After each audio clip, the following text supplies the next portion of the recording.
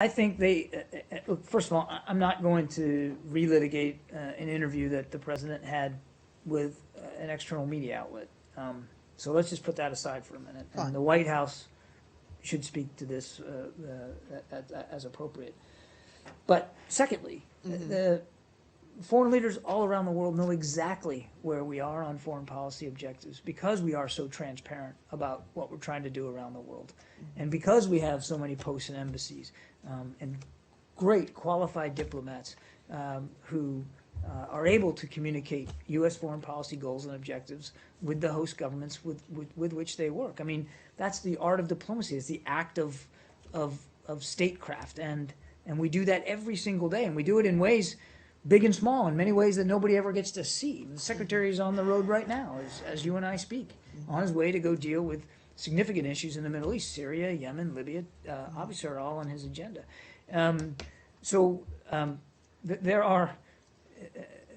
are tangible, practical, hold-in-your-hand ways that foreign leaders around the world can easily ascertain what the United States foreign policy objectives are and how we're going after them. So would it be fair to say that the U.S. government sees the complaints from former members of David Cameron's government, for example, or current members who don't want to be named, complaining about the harshness with which the U.S. seems to view the U.K.?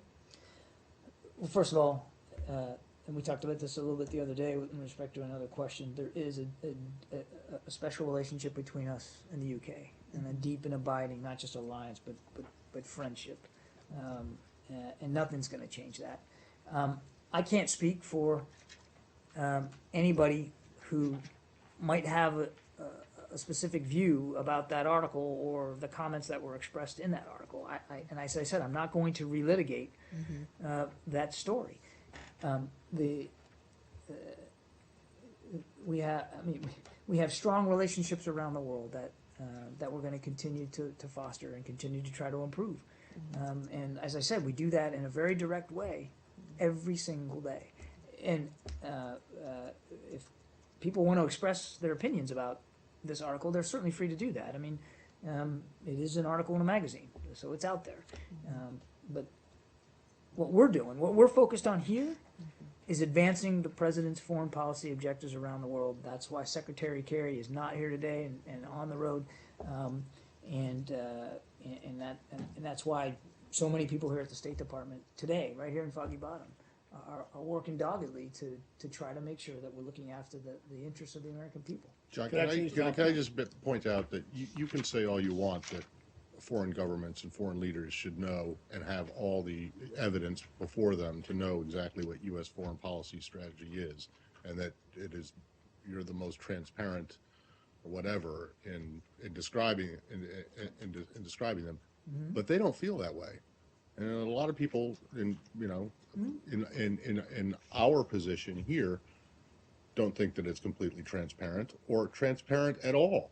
There are many areas in the world where U.S. policy U.S. policy is not clear and is not transparent, and people look, and the magazine article that you're talking about here reflects a lot of that. Well, look, to the degree it's not clear, maybe that's my fault. Well, no, it's not just you. But I mean, it's not just me, no, but it is it's not me. you. It's the White House. When I meant you. No, I get it. Hey, look, I get it. It was the I you, get it. meaning the entire administration. Hang on a second. Hang on. You just lobbed a bunch of Well, charges but listen, U.S. foreign policy has often thrived on a lack of transparency and vagueness.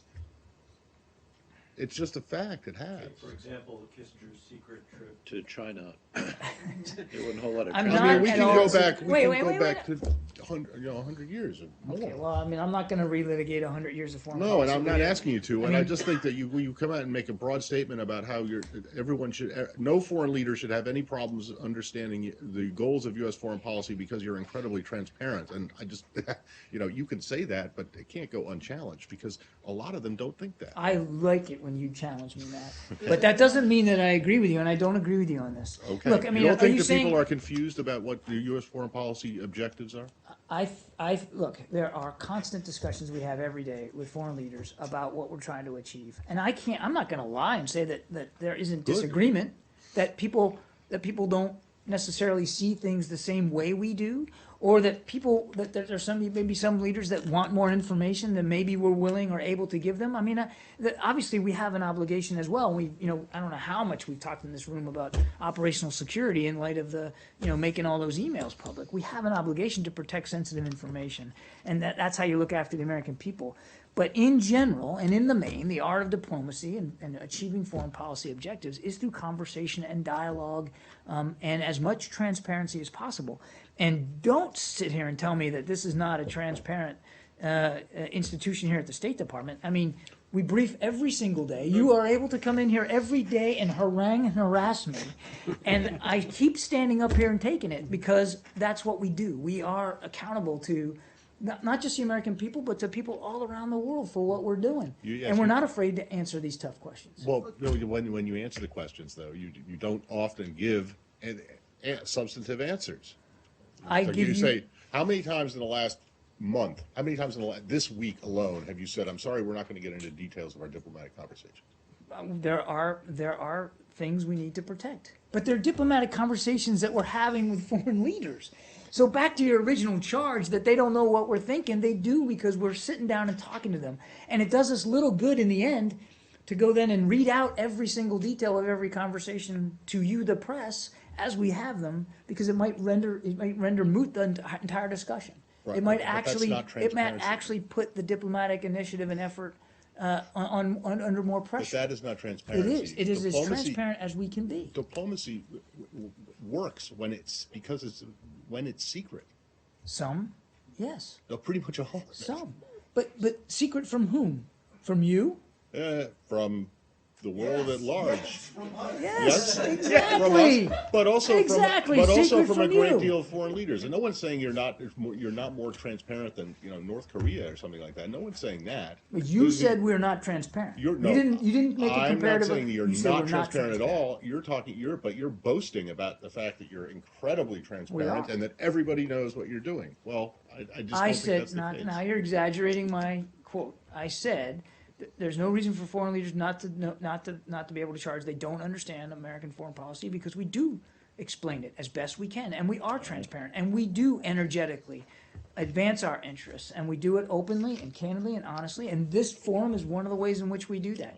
Can I change topics and possibly get a transparent answer from you on the It'll be Well, topic? you just- transparent as possible. I got money. I got money on this. So let me say, You just How assured transparent yourself. your answer is going to get. now, the departing